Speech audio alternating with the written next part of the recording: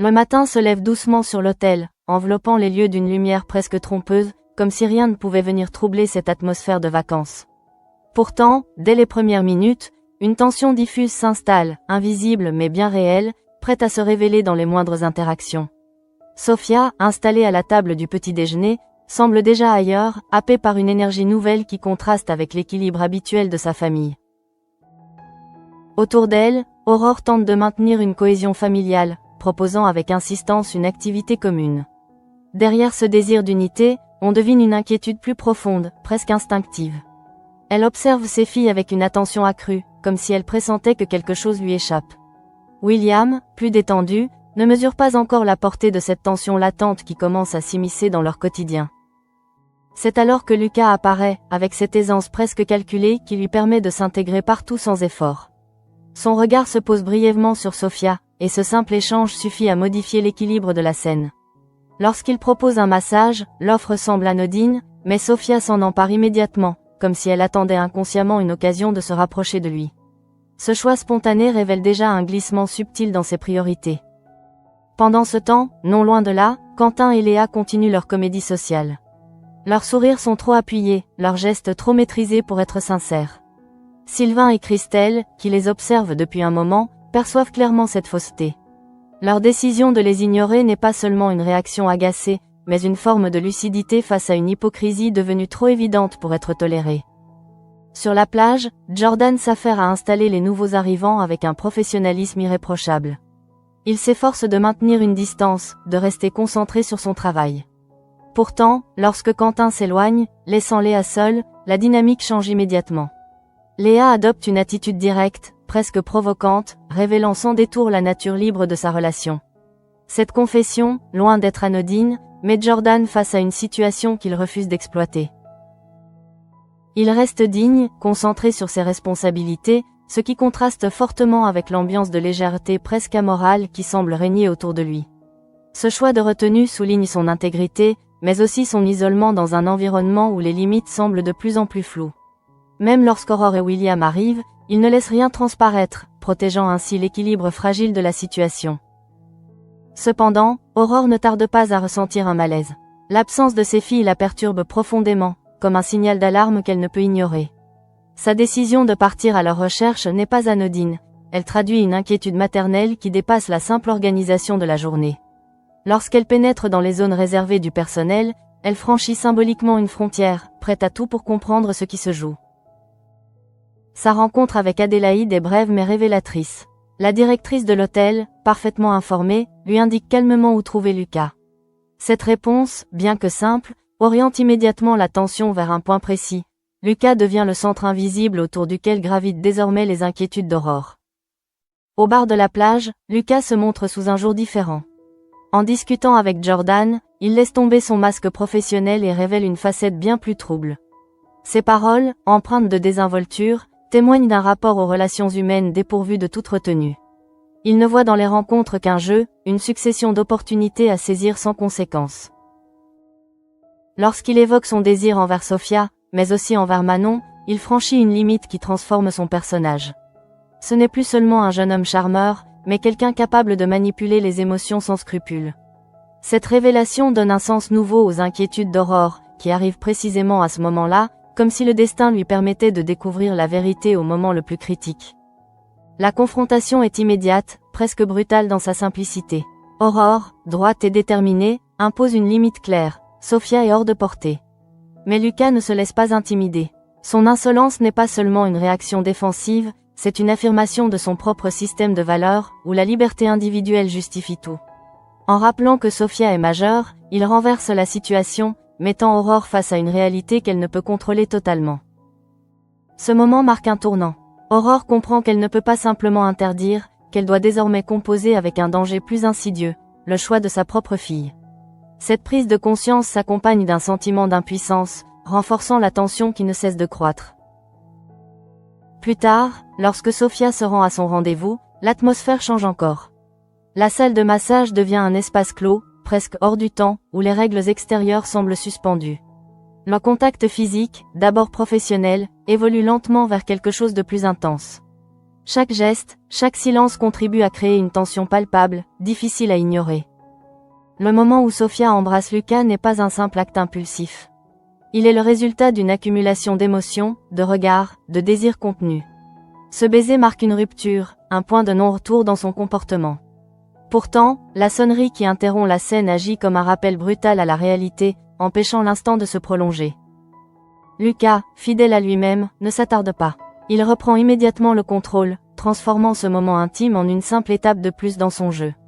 Son attitude détachée contraste avec l'intensité de ce que Sofia vient de vivre, laissant présager un déséquilibre émotionnel qui pourrait rapidement devenir destructeur.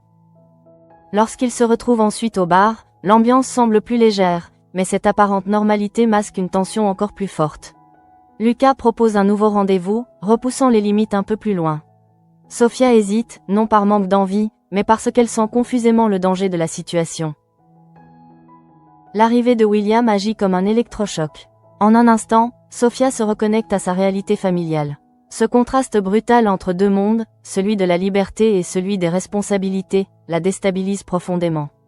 C'est à ce moment précis qu'elle réalise la disparition de son bracelet. Ce détail, en apparence insignifiant, prend une importance symbolique. Le bracelet, laissé dans la salle de massage, représente une perte de contrôle, une trace matérielle de ce qui vient de se passer. Sa disparition ajoute une dimension d'inquiétude, comme si quelque chose lui échappait définitivement. Malgré les recherches, l'objet reste introuvable. Cette absence crée une frustration croissante chez Sofia, mais aussi un sentiment diffus que cet événement n'est pas anodin. Comme si, derrière cette perte, se cachait déjà une conséquence plus grave, encore invisible. La journée s'achève dans une atmosphère lourde, où chaque personnage semble porter un poids invisible. Sofia, troublée, Aurore, inquiète, Lucas, impénétrable, chacun avance sans vraiment comprendre l'ampleur des événements en cours. Pourtant, tout indique que ce qui vient de se produire n'est que le début d'un engrenage bien plus complexe. Et quelque part, dans les silences et les regards échangés, se dessine déjà une vérité inquiétante. Ce séjour, qui devait être un moment de détente, est en train de devenir le théâtre d'une transformation profonde, dont les conséquences pourraient bouleverser bien plus qu'une simple histoire d'été.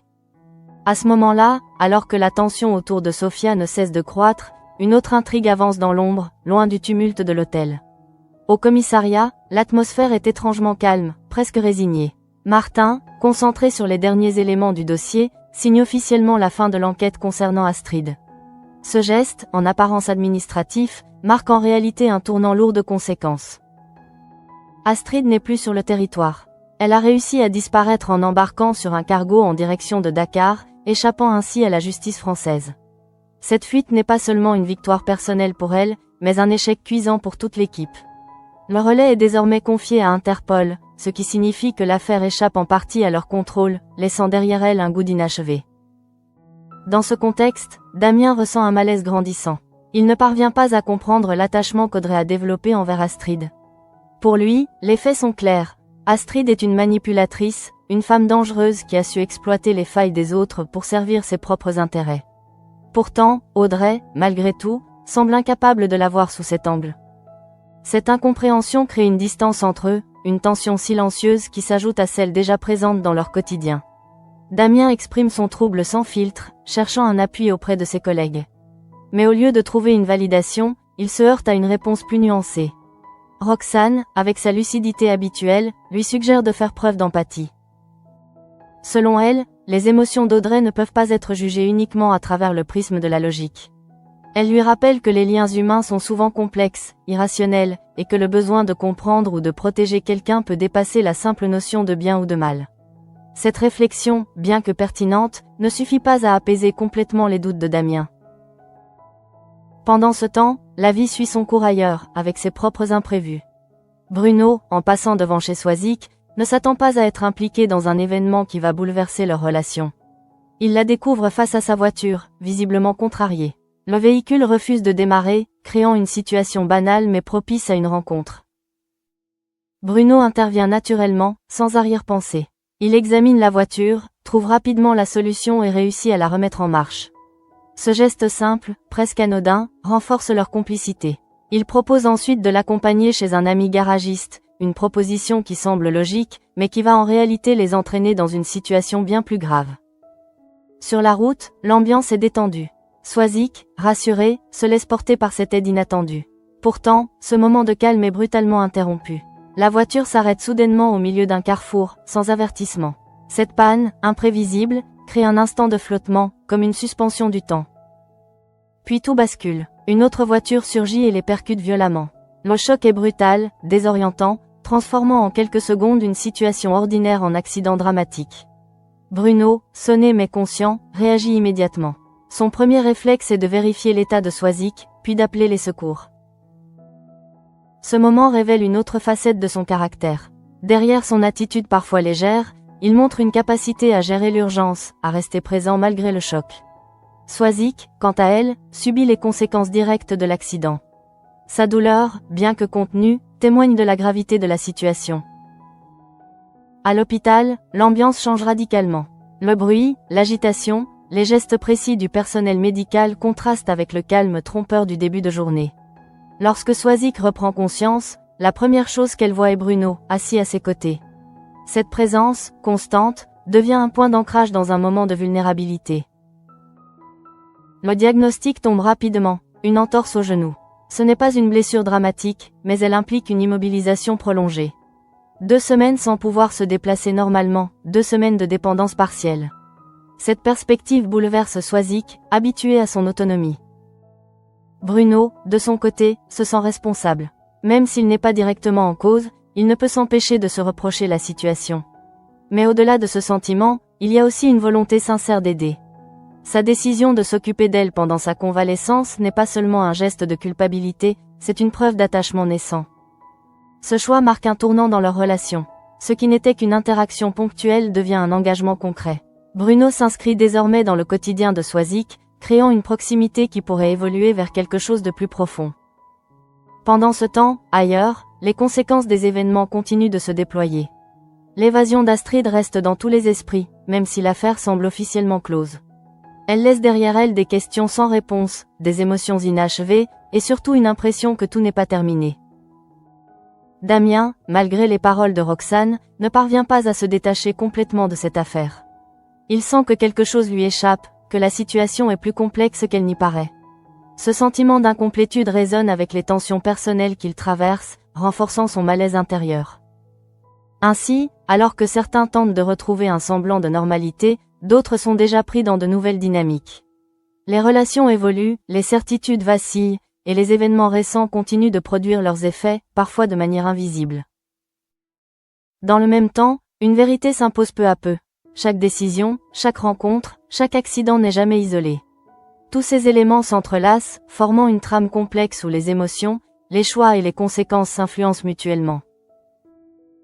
Et au cœur de cette toile, les personnages avancent sans toujours mesurer l'ampleur de ce qu'ils vivent.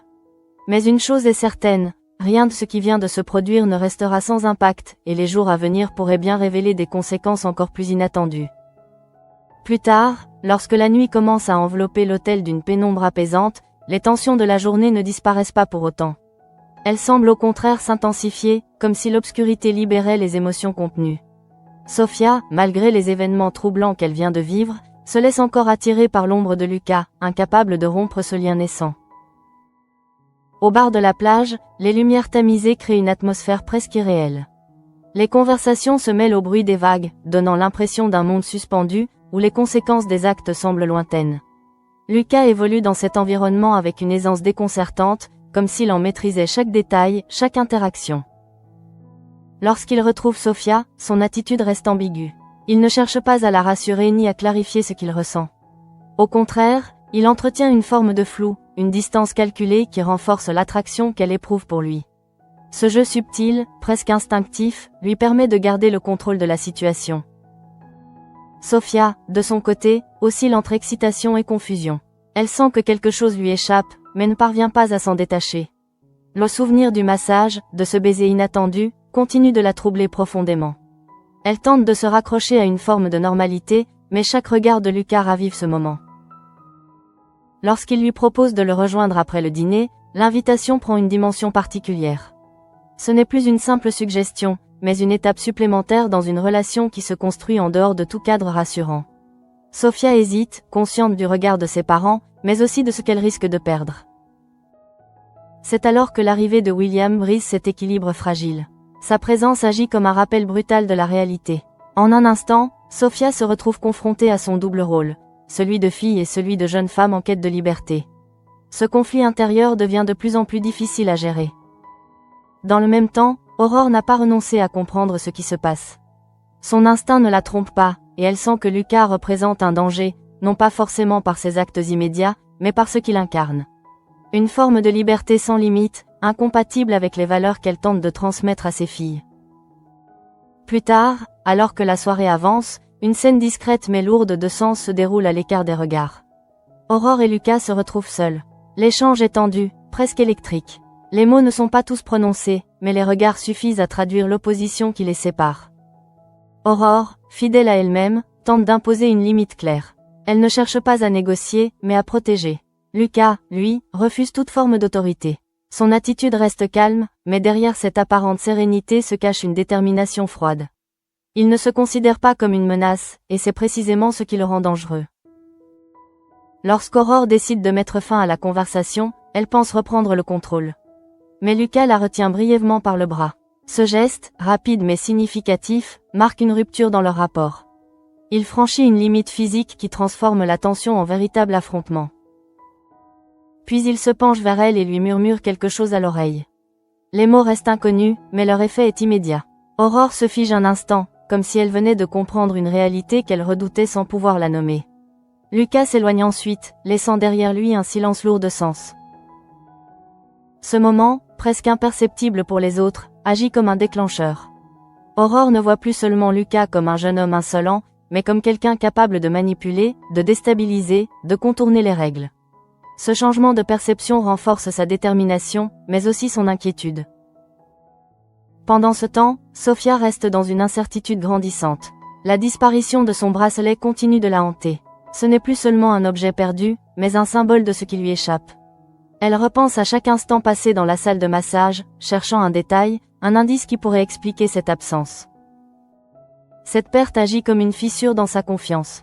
Elle commence à douter, non seulement de ce qui s'est passé, mais aussi de ce qu'elle ressent. Lucas, qui semblait si sûr de lui, devient soudain plus difficile à cerner. Son attitude détachée, presque indifférente, contraste avec l'intensité des moments partagés. Dans ce contexte, les relations autour d'elle prennent une nouvelle dimension. Jordan, par exemple, apparaît comme un point de stabilité. Son comportement professionnel, son refus de céder aux provocations de Léa, révèle une solidité que Sophia n'avait peut-être pas remarquée auparavant. De leur côté, Quentin et Léa poursuivent leur jeu, mais leur superficialité devient de plus en plus évidente. Leur manière de se comporter, de manipuler les apparences, reflète en creux ce que Sophia commence à redouter, une relation sans profondeur, basée uniquement sur le plaisir immédiat. La nuit avance, et avec elle, une impression de basculement. Rien n'est encore irréversible, mais chaque choix, chaque interaction semble rapprocher les personnages d'un point de non-retour. Les émotions s'intensifient, les certitudes s'effritent, et les masques commencent à tomber.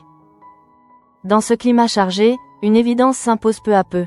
Ce qui se joue ici dépasse largement une simple histoire de vacances. C'est une confrontation entre différentes visions du monde, entre contrôle et liberté, entre instinct et responsabilité. Et tandis que les lumières s'éteignent progressivement, laissant place au silence de la nuit, une question demeure suspendue. Jusqu'où chacun est-il prêt à aller pour défendre ce qu'il croit être juste, et à quel prix cette quête risque-t-elle de se transformer en chute irréversible? Pendant ce temps, au cœur de la nuit qui enveloppe désormais l'hôtel, un calme trompeur semble s'installer. Pourtant, derrière cette apparente accalmie, les tensions accumulées au fil de la journée continuent de vibrer, prêtes à ressurgir au moindre signe. Aurore, seule dans un coin à l'écart, ne parvient pas à chasser les paroles murmurées par Lucas, comme si elles s'étaient ancrées en elle. Elle repasse chaque détail de leur confrontation, cherchant à en comprendre le sens exact. Ce n'est pas seulement une question d'insolence ou de provocation. Ce qu'elle aperçut chez lui est plus profond, plus inquiétant. Une assurance froide, presque calculée, qui lui donne le sentiment de ne pas maîtriser entièrement la situation. Cette perte de contrôle la déstabilise. De son côté, Sophia tente de retrouver un semblant de normalité. Elle rejoint sa chambre, mais l'espace familier ne suffit pas à apaiser son agitation intérieure. Le silence, au lieu de la rassurer, amplifie ses pensées. Elle repense au massage, à ce baiser, à la manière dont tout s'est enchaîné sans qu'elle ait réellement le temps de réfléchir. Elle se demande si elle a agi par désir ou par influence. Cette question, simple en apparence, devient rapidement un point de tension. Elle n'a pas l'habitude de douter d'elle-même, et pourtant, ce qui s'est produit lui échappe. La disparition du bracelet revient alors comme un rappel concret de ce moment, une preuve que quelque chose lui a échappé.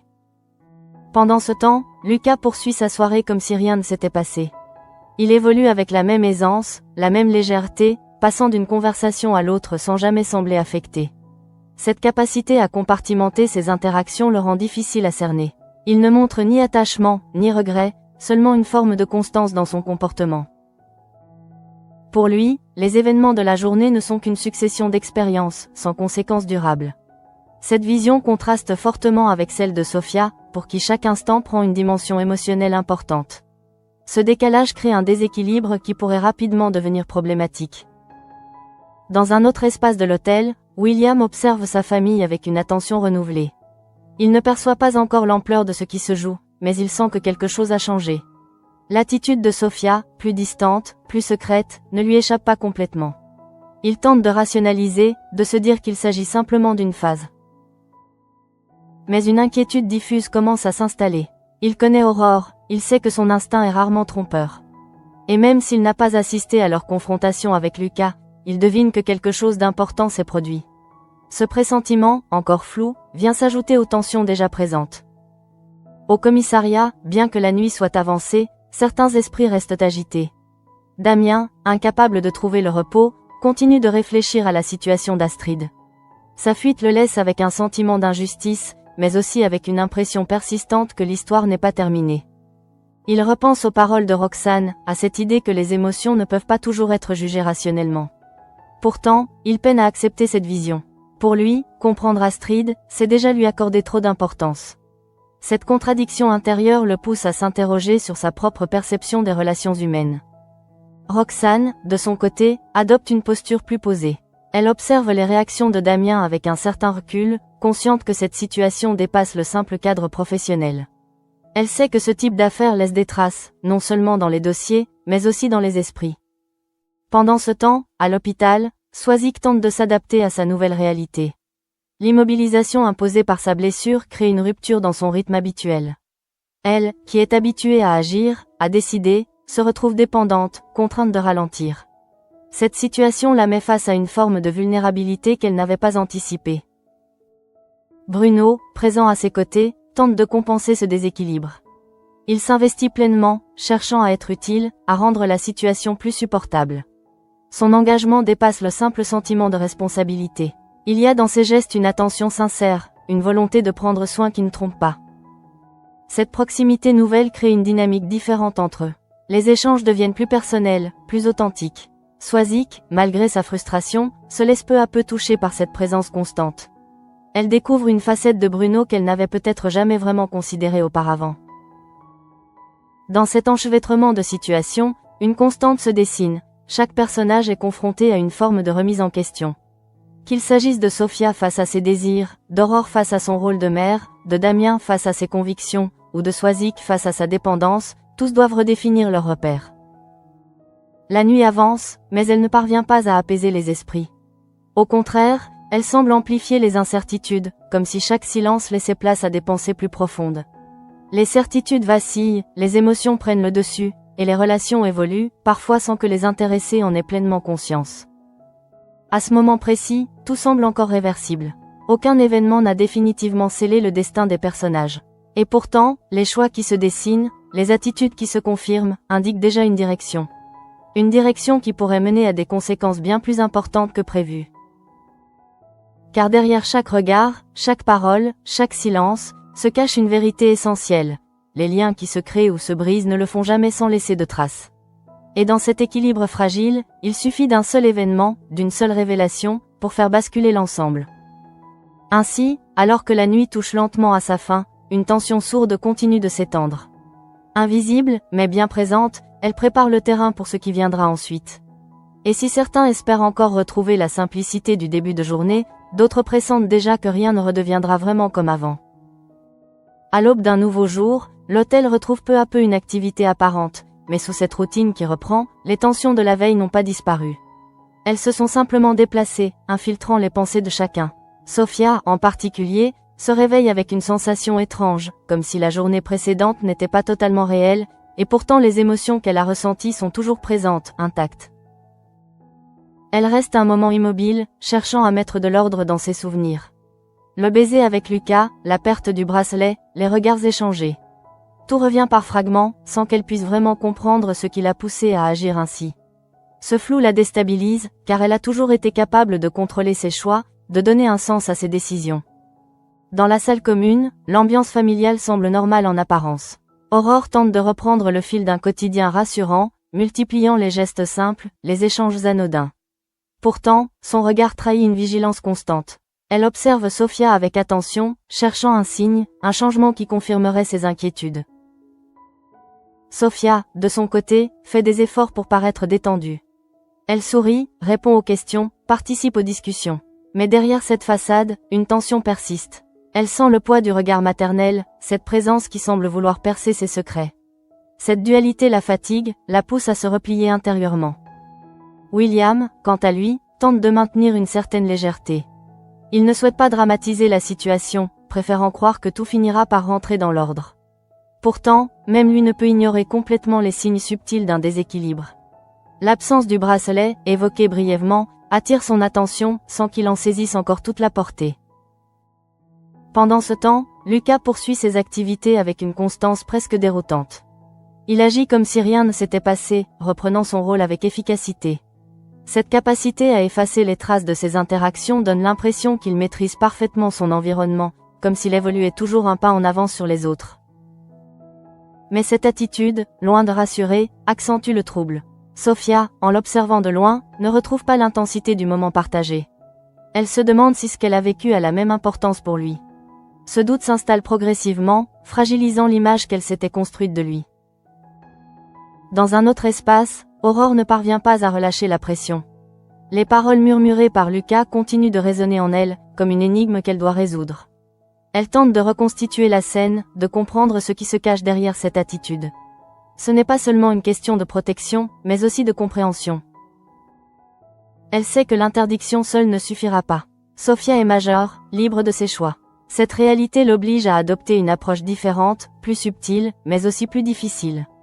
Elle doit trouver un équilibre entre autorité et confiance, sans perdre le lien qui l'unit à sa fille. Dans le même temps, au commissariat, l'affaire Astrid continue d'influencer les esprits. Même si le dossier est officiellement clos, les conséquences émotionnelles restent présentes.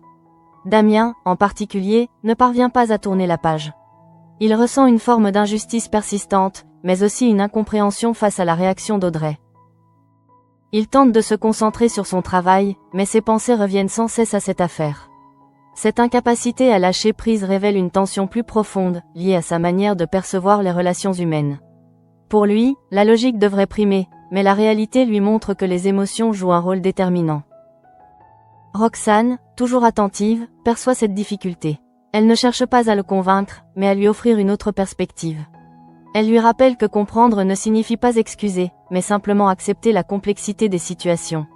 Cette nuance, bien que difficile à intégrer, commence à faire son chemin. À l'hôpital, Swazik commence à mesurer l'impact concret de sa blessure. Les gestes simples deviennent compliqués, chaque mouvement nécessite un effort. Cette contrainte physique agit comme un révélateur, mettant en lumière sa dépendance temporaire. Elle, qui a toujours été indépendante, doit maintenant accepter l'aide des autres. Bruno, fidèle à sa décision, s'implique pleinement.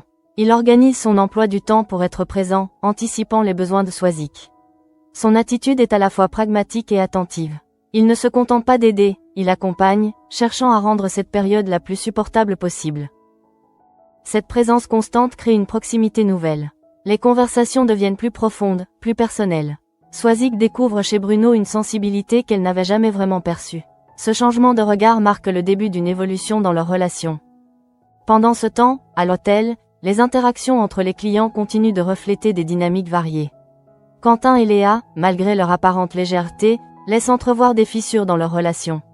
Leur manière de gérer leur liberté révèle des tensions sous-jacentes, comme si leur équilibre reposait sur des bases fragiles. Jordan, quant à lui, poursuit son travail avec sérieux. Il observe sans juger, mais son regard témoigne d'une certaine lucidité. Il comprend les enjeux, perçoit les déséquilibres, sans pour autant intervenir. Cette position lui permet de rester en retrait, mais aussi de garder une vision claire de la situation. Au fil de la journée, une impression s'impose. Les événements récents ont modifié les trajectoires de chacun. Rien n'est encore visible de manière spectaculaire, mais les changements sont là, subtils, progressifs. Les relations évoluent, les perceptions se transforment, et les certitudes d'hier commencent à vaciller. Sofia, en particulier, se trouve à un carrefour. Elle doit décider de la direction qu'elle souhaite prendre, sans vraiment disposer de tous les éléments. Son attirance pour Lucas reste forte, mais le doute s'est installé. Elle commence à percevoir les risques, sans pour autant être prête à y renoncer. Aurore, de son côté, se prépare à agir. Elle comprend que le temps joue un rôle essentiel, que chaque moment compte. Elle ne peut pas se permettre d'attendre passivement. Mais elle sait aussi que toute intervention mal calibrée pourrait avoir l'effet inverse de celui recherché. Ainsi, dans cet équilibre fragile, chacun avance à tâtons, cherchant à trouver sa place, à comprendre ce qui se joue réellement. Les événements de la veille ne sont pas isolés, ils s'inscrivent dans une dynamique plus large, dont les conséquences restent encore incertaines. Et tandis que la journée se poursuit, une tension discrète mais persistante continue de se développer. Elle ne fait pas de bruit, ne provoque pas de rupture immédiate, mais elle prépare le terrain pour ce qui pourrait devenir, très bientôt, une véritable déflagration émotionnelle. Dans le même temps, alors que la journée avance lentement vers son apogée, une impression étrange s'installe, comme si tout le monde avançait sur un fil invisible. Rien ne semble réellement exploser, mais tout paraît prêt à basculer. Sofia, plus silencieuse que d'habitude, se replie sur elle-même, tentant de comprendre ce qu'elle ressent réellement face à Lucas. Elle repense à leur échange, à la manière dont il a su capter son attention sans jamais s'engager. Ce décalage commence à prendre de l'ampleur dans son esprit. Ce qu'elle avait perçu comme une connexion sincère lui apparaît désormais plus incertain, presque fragile. Elle réalise qu'elle ne sait rien de lui, sinon ce qu'il choisit de montrer. Ce doute s'intensifie lorsqu'elle tente de retrouver le bracelet perdu. Ce geste, presque obsessionnel, devient une manière de reprendre le contrôle. Elle retourne mentalement dans la salle de massage, revoit chaque mouvement, chaque instant. Mais plus elle cherche une explication, plus le mystère s'épaissit. Pendant ce temps, Lucas continue d'évoluer avec la même assurance. Il ne cherche pas à relancer Sofia, ne donne aucun signe qui pourrait confirmer ou infirmer ce qu'ils ont partagé. Cette distance volontaire agit comme une stratégie silencieuse. Elle laisse l'autre dans l'attente, dans le questionnement, renforçant ainsi son emprise. Aurore, de son côté, a pris une décision intérieure. Elle ne peut plus se contenter d'observer. Ce qu'elle a perçu chez Lucas dépasse le simple jeu de séduction. Elle sent qu'il y a derrière lui une mécanique plus complexe, une manière d'agir qui ne laisse rien au hasard. Cette intuition la pousse à rester en alerte constante. Elle observe Sofia, tente de capter le moment où elle pourra intervenir sans briser le lien. Ce rôle, à la fois protecteur et délicat, devient de plus en plus difficile à tenir. Elle sait que la confiance est essentielle, mais elle sait aussi que certaines erreurs peuvent avoir des conséquences durables. William commence lui aussi à percevoir ce déséquilibre. Il ne comprend pas encore tous les éléments, mais il ressent une tension nouvelle entre les membres de sa famille. Cette perception le place dans une position inconfortable. Il doit choisir entre minimiser la situation pour préserver l'harmonie ou affronter une réalité qu'il ne maîtrise pas. Au commissariat, les répercussions de la fuite d'Astrid continuent de se faire sentir. Même si l'affaire est officiellement transférée, elle laisse une trace profonde. Damien, toujours en quête de sens, tente de rationaliser ce qu'il ressent. Mais plus il y réfléchit, plus il comprend que certaines situations échappent à toute logique. Cette prise de conscience, lente mais progressive, l'amène à reconsidérer sa position. Il commence à accepter que les émotions puissent influencer les décisions, même dans un cadre aussi structuré que le sien. Cette évolution intérieure marque un changement subtil, mais essentiel dans sa manière de voir les autres. Roxane, attentive, observe cette transformation sans intervenir directement. Elle sait que ce type de prise de conscience ne peut être imposé. Il doit émerger de l'expérience, du doute, de l'inconfort. Et dans ce processus, chaque événement joue un rôle, même ceux qui semblent déjà terminés. À l'hôpital, Swazik entame une nouvelle phase de son adaptation. La douleur est toujours présente, mais elle commence à apprivoiser cette immobilité forcée. Elle découvre un rythme différent, plus lent, qui l'oblige à observer, à ressentir autrement. Cette transition, bien que difficile, ouvre un espace de réflexion inattendu. Bruno, fidèle à son engagement, reste à ses côtés. Sa présence constante devient un repère, une source de stabilité. Mais au-delà de l'aide pratique, il apporte une forme de réconfort qui dépasse les mots. Cette proximité crée une tension nouvelle, plus douce, mais tout aussi significative. Leur relation évolue sans qu'ils aient besoin de la définir. Les regards, les silences, les gestes suffisent à exprimer ce qui se construit entre eux. Cette évolution contraste avec les autres dynamiques observées, plus instables, plus incertaines. Elle apporte une forme d'équilibre dans un ensemble marqué par le doute. À l'hôtel, les interactions continuent de refléter cette diversité de situations. Quentin et Léa, malgré leur assurance apparente, laissent entrevoir une fragilité croissante. Leur manière de gérer leur liberté montre ses limites, révélant des tensions qu'ils ne parviennent plus à dissimuler. Jordan, toujours en retrait, observe cette évolution avec lucidité. Il comprend que chaque choix, chaque attitude a un impact, même s'il n'est pas immédiat.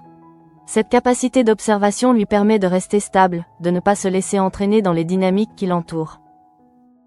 Au fil des heures, une évidence s'impose, les événements récents ne sont pas isolés.